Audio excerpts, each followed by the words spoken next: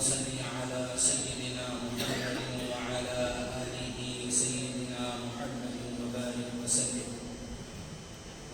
اللهم صل على سيدنا محمد وعلى آله سيدنا محمد وبارك وسلم. اللهم صل على سيدنا محمد وعلى آله سيدنا محمد وبارك وسلم.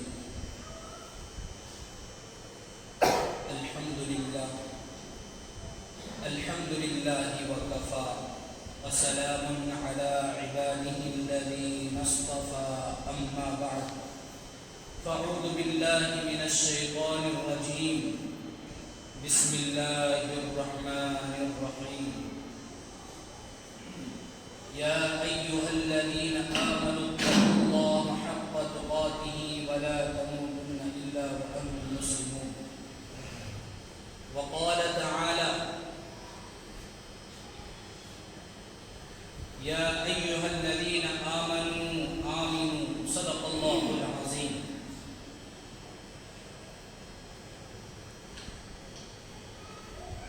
میرے نوجوان دوستوں اور میرے اسلامی بھائیوں، اللہ تعالیٰ کا احسان ہے، اللہ کا کرم ہے، اللہ کی بے شمار نعمتیں اللہ تعالیٰ نے ہم سب پر کی ہیں. اگر اللہ تعالیٰ کی نعمتوں کا اگر گنتی ہم کریں گے تو گنتی کر نہ پائیں. اتنی زیادہ نعمتیں اللہ تعالیٰ کی ہیں جو اللہ تعالیٰ نے ہم پر کی. اور اللہ کا مزید احسان یہ ہے کہ اللہ تعالیٰ نے ہمیں صحت کاملہ اور سجدے کی توفیق عطا فرمائی. توفیق بہت بڑی نعمت ہے.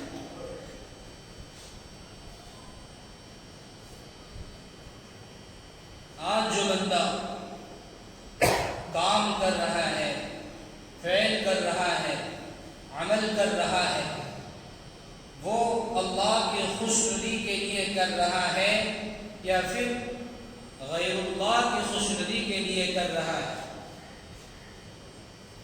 جان لینا بہت ضروری ہے کہ ہم کیسے اعمال کر رہے ہیں، کیا اعمال کر رہے ہیں، کیا کام کر رہے ہیں. ہمارے ہر عمل میں اللہ کا خوف ہونا بہت ضروری ہے.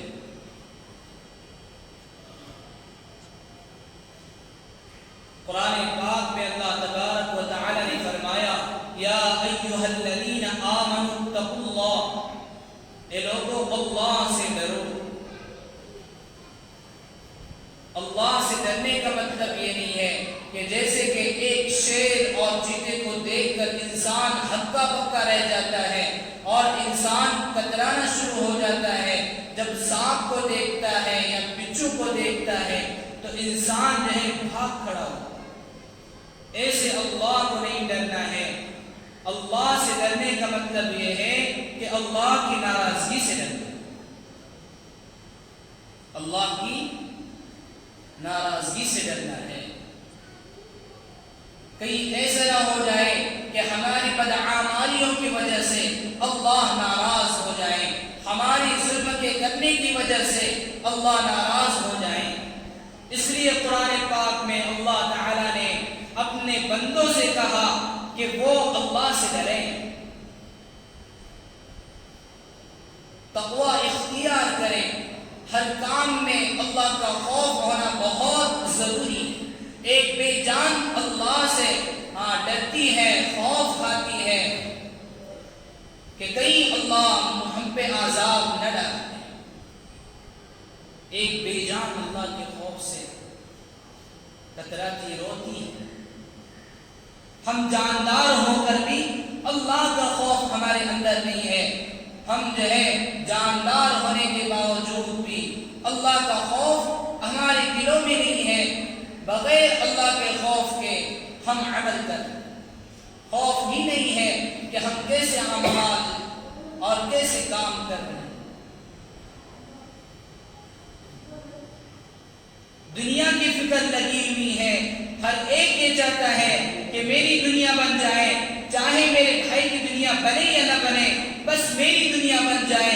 اگر میری دنیا بن جائے گی تو میری اولاد کی بگڑیاں بن جائے گی، میرے کاروبار صحیح چلے، میرے جو ہے کاروبار آگے بڑھ جائے، عروج تک پہنچ جائے۔ ہر ایک اپنے کاروبار، اپنے گھر کا، اپنے بال بچوں کا، صرف اپنی جو فکر کرنے میں لگا ہوا ہے، اور آخرت کی فکر زندگیوں سے نکل گئی ہے۔ ختم ہونے والی زندگی کی ہم سب کو فکر ہے، اور جو ہمیشہ ہمیشہ آنے والی زندگی ہے ہمیں اس کی رتی برابر بھی کوئی فکر نہیں ہے۔ ہم کیسے نادان اور کیسے بے بس،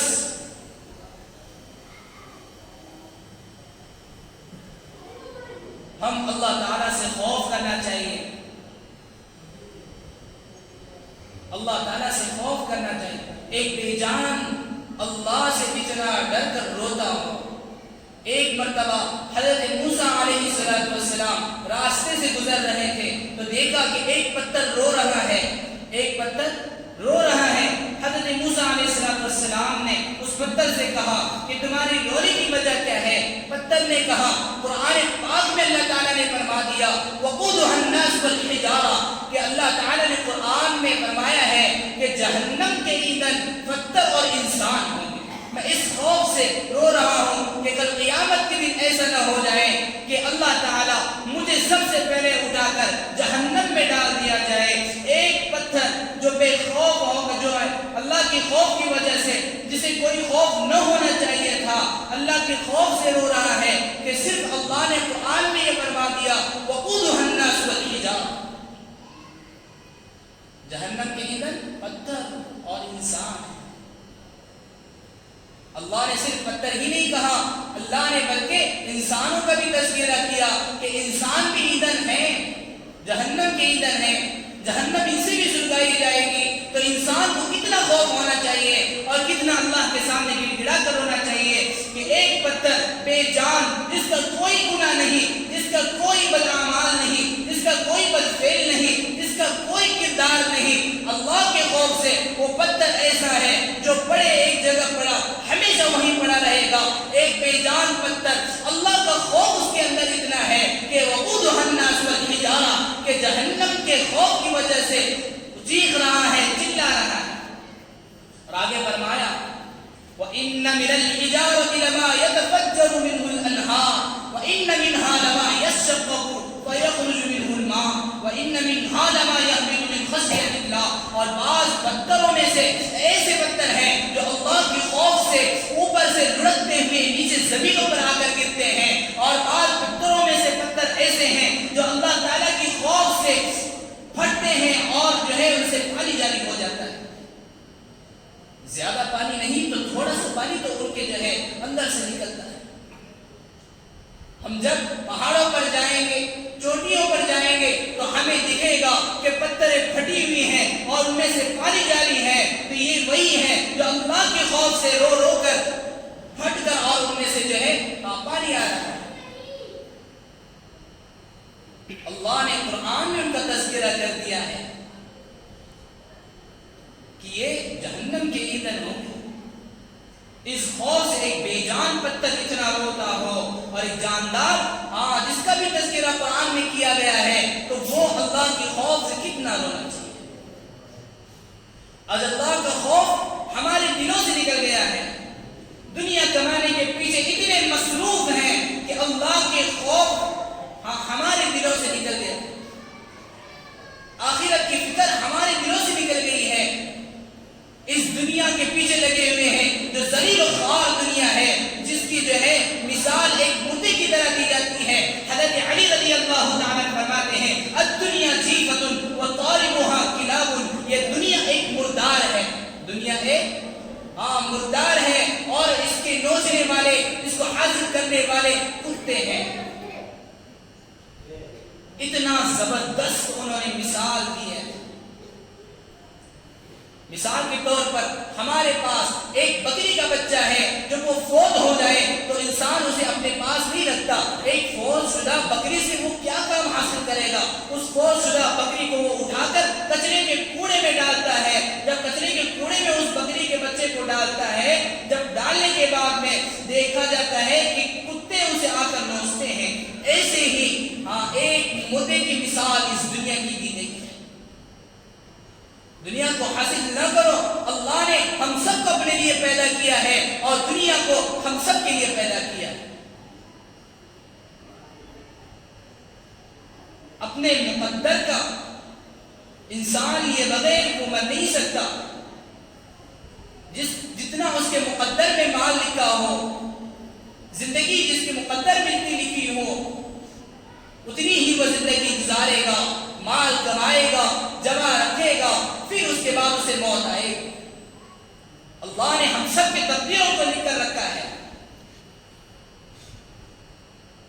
آج ہمیں کیا ہو گیا ہے کہ جو مختصر سی زندگی ہے، جو گزرنے والی زندگی ہے، اللہ کے رسول صلی اللہ علیہ وسلم نے حدیث مبارکہ میں فرمایا ہے میری امت کی عمریں بین 70 و 60 60 اور 70 سال کی زندگیاں ہیں. بعض روایت میں 80 بھی آتا ہے. اتنی مختصر سی اور چھوٹی سی زندگی ہے. اس چھوٹی سی اور مختصر سی زندگی کے اندر بندہ کتنا گناہ کرے گا، کتنا اپنے رب کو ناراض کرے گا، کتنے بدعمالیاں کرے گا، کتنے بدفعلیاں کرے گا، کتنی نمازیں چھوڑے گا، اور ذکر اذکار کب کرے گا، اللہ کی عبادت کب کرے گا، نمازیں کب وجود میں لائے گا، اپنے ایمان کی فکر کب کرے گا. یہ دور بہت ہی سنبھل کر چلنے کا دور ہے. اگر وقت ہمارے ہاتھوں سے نکل گیا، وقت نکل گیا سو نکل گیا، دوبارہ لوٹ کر نہیں آئے. گیا وقت پھر ہاتھ آتا نہیں، سدا دور دورہ دکھاتا نہیں. یہ عبرت کی جا ہے تماشا نہیں، جگہ جی لگانے کی دنیا نہیں. ہم یہاں جگہ جی تھوڑی لگانے کے لیے آئے ہیں، دنیا میں تھوڑی ہم کمانے کے لیے آئے ہیں. اللہ قرآن میں کہہ رہے ہیں کہ ہم نے اللہ قرآن میں کہہ رہے ہیں وَمَا خَلَقْتُ الْجِنَّ وَالْإِنسَ إِلَّا لِيَعْبُدُونَ. ہم نے جنات اور انسان کو محض اپنی عبادت کے لیے پیدا کیا ہے. ہمارا کوئی غرض نہیں ہے. ہم یہ نہیں چاہتے کہ میرا بندہ دنیا میں جا کر مال و متا کما کر اپنی زندگیوں کی تمام چیزیں جو ہے جمع کر کے، اپنے جو ہے کھیتی باڑی جمع کر کے، مال پیسہ جمع کر کے، ہر ایک چیز جمع کر کے جو قیامت کے اندر آئے اور اللہ سے کہے کہ اے میرے رب میں نے اتنا مال کمایا ہے، اتنا پیسہ جمع کیا ہے، اتنی جائیداد میں نے کر رکھی ہے، اتنے کھیتی باڑی میں نے تیار رکھے ہیں، یہ سب آپ لے لیجئے اور جنت میں مجھے داخل کر دیجئے، جہنم سے میری حفاظت کر دیجئے. یہ ہم غلط فہمی کے اندر ہیں. اللہ ہمیں اس لیے پیدا نہیں کیا ہے. ہم یہاں کمانے اور کھانے کے لیے نہیں آئے ہیں. ہم یہاں جو ہے مال جمع کر کے رکھنے کے لیے نہیں آئے ہیں. یہ جو کچھ ہے یہ سب اللہ کی نعمتیں ہیں. اللہ تعالیٰ اپنے ہر بندے کو یہ نعمتیں دے رہا ہے. آخرت کی فکر ہماری زندگیوں سے نکل گیا ہے. جو ہمیشہ ہمیشہ کی زندگی ہے، جہاں پر ہمارا فیصلہ ہونے والا ہے، جہاں ہمارا جو ہے فیصلہ ہونے والا ہے، اس فیصلے کے دن سے ہم سب اعتراض کر رہے ہیں. اس فیصلے کے دن کی کوئی تیاری نہیں ہے. دنیا امتحان کی جگہ ہے. دنیا امتحان کی جگہ ہے. یہاں امتحان میں صحیح محنت کریں گے، وہاں صحیح رزلٹ آئے گا. میرے دوستو آخرت کی فکر کرو.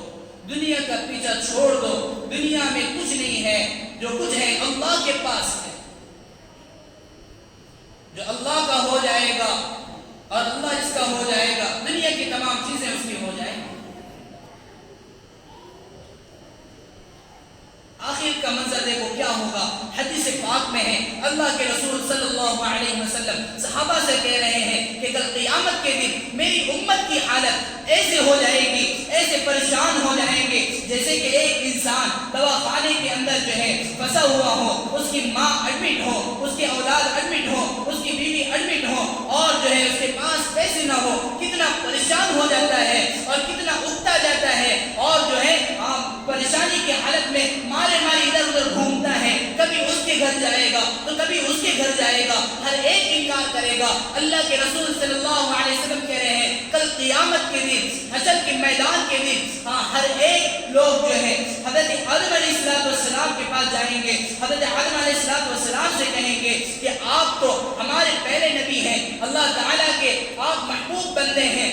نبی بنا کر بھیجے گئے ہیں، آپ سے ہی دنیا کی ابتدا ہوئی ہے، آپ ہمارے حق میں سفارش کرو۔ حضرت آدم علیہ السلام کہیں گے کہ یہ حق کی سفارش جو ہے اللہ نے میرے ذمہ نہیں دی ہے، آپ جو ہے حضرت ابراہیم علیہ السلام کے پاس جاؤ جو خلیل اللہ ہے، جس نے اللہ تعالیٰ کے احکام کو پورا کیا ہے۔ جب پورے لوگ اللہ کے رسول حضرت ابراہیم علیہ السلام کے پاس جائیں گے، حضرت ابراہیم علیہ السلام کہیں گے کہ حق کی سفارش جو ہے یہ میرے ذمہ نہیں ہے، آپ حضرت موسیٰ علیہ السلام کے پاس جاؤ۔ جب حضرت موسیٰ علیہ السلام کے پاس ہم سب جائیں گے، جب جا کر حضرت موسیٰ علیہ السلام کے سامنے کہیں گے آپ تو جو ہے کلیم اللہ ہیں، اللہ سے بات کرنے والے ہیں، آپ جلالی ہیں، آپ ہمارے حق میں اللہ تعالیٰ سے مغفرت کی دعا کرنا، اور وہ کہیں گے کہ آپ جو ہے یہ آپ غلط فہمی میں نہ رہو، میری اندر جو ہے سفارش کا حق میرے ذمہ نہیں دیا گیا ہے۔ آپ حضرت عیسیٰ علیہ السلام کے پاس جاؤ جو روح اللہ ہیں، جو بغیر ماں جو بغیر باپ کے پیدا کیے گئے ہیں، اللہ کے حکم سے حضرت جبرائیل علیہ السلام نے حضرت مریم علیہ السلام کے جو ہے بدن میں پھونک ماری، جس کے ذریعے حضرت عیسیٰ علیہ السلام پیدا ہوئے ہیں۔ اور حضرت عیسیٰ علیہ السلام کے پاس جب ہم سب لوگ جائیں گے اور جا کر ان کے سامنے گڑگڑائیں گے کہ آپ اللہ کے حق میں ہمارے حق میں اللہ سے آپ مغفرت کی دعا کرنا، اور جب عیسیٰ علیہ السلام کے پاس یہ بات پہنچ جائے گی تو عیسیٰ علیہ السلام سے کہیں گے کہ یہ حق کی سفارش میرے اندر نہیں ہے، آپ آخر میں محمد عربی صلی اللہ علیہ وسلم جو خاتم النبیین والمرسلین طٰہٰ و یاسین و مدثر جو ہر ایک کے نبی ہیں، جو آخر الزمان ہیں، ان کے پاس جب سب لوگ جائیں گے اللہ کے رسول صلی اللہ علیہ وسلم اپنی امت کو دیکھ کر کہیں گے کہ آ جاؤ میرے پاس، اللہ تعالیٰ نے یہ حق دیا ہے کہ میں اپنی امت کی سفارش کروں۔ اللہ تعالیٰ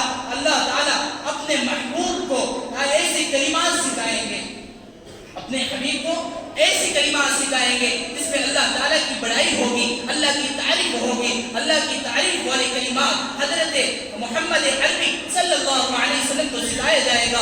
حضرت محمد عربی صلی اللہ علیہ وسلم اس کلمے کے ذریعے سجدے میں گر جائیں گے، اللہ کے سامنے گڑگڑائیں گے، لو لگائیں گے، اللہ کہے گا اے حبیب اپنے سر کو اٹھانا، اور سر اٹھا کر جو کچھ تم مانگو گے میں اس جو ہے تمہاری مانگ کو پوری کر دوں گا۔ اللہ کے رسول صلی اللہ علیہ وسلم کہیں گے کہ اے میرے اللہ میری امت میں سے ان لوگوں کو جہنم سے نکالنا اور جنت میں داخل کرنا جن کے دل کے اندر جو کے برابر بھی ایمان ہو۔ کس کے برابر ایمان ہو؟ جو کے برابر بھی ایمان ہو، انہیں جہنم سے نکال کر جنت میں داخل کر۔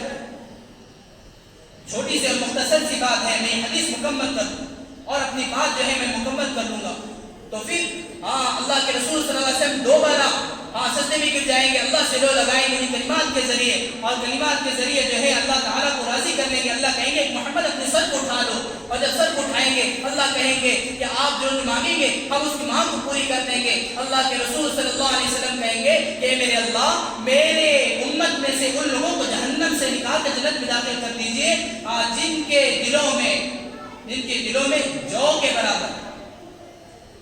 برابر بھی ایمان ہو۔ پھر تیسری مرتبہ اللہ تعالیٰ پھر حق دیں گے، پھر اللہ کے رسول صلی اللہ علیہ وسلم کہیں گے اگر جو ہے رائی کے دانے کے برابر بھی ایمان ہو انہیں بھی جہنم سے نکال کر جنت میں داخل کر دیں گے۔ اور چوتھی مرتبہ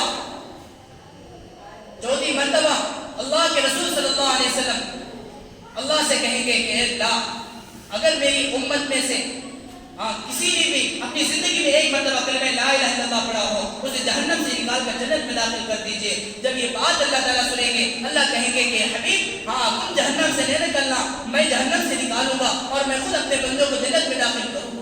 اور ایک حدیث میں آتا ہے کہ جب بندوں کو جہنم سے نکالا جائے گا جہنم میں جلنے کی وجہ سے کوئلے کی طرح کالے ہو جائیں گے، اور اللہ تعالیٰ جنت کے سامنے ایک نہر ہے نہر حیات جس کو کہا جاتا ہے اس میں داخل کر دیں گے۔ نہر حیات میں جب وہ داخل ہو جائیں گے ایسے تر و تازہ اور خوبصورت ہو جائیں گے، اور جب اللہ تعالیٰ جو ہے مجھے کہیں گے کہ جنت جو آپ کے لیے بنائی گئی ہے آپ اس میں داخل ہو جاؤ، جب وہاں کی نعمتیں دیکھ کر ہکا بکا رہ جائے گا۔ اللہ کہے گا کہ یہ جتنی بھی نعمتیں ہیں یہ سب آپ کے لیے ہیں، اور جب نعمتیں دیکھ کر اللہ تعالیٰ جو ہے اپنے بندے سے کہیں گے یہ جتنی نعمتیں آپ کے لیے ہیں سب سے بڑی نعمت میں آپ کو جو دینے والا ہوں وہ سب سے بڑی نعمت کیا ہے؟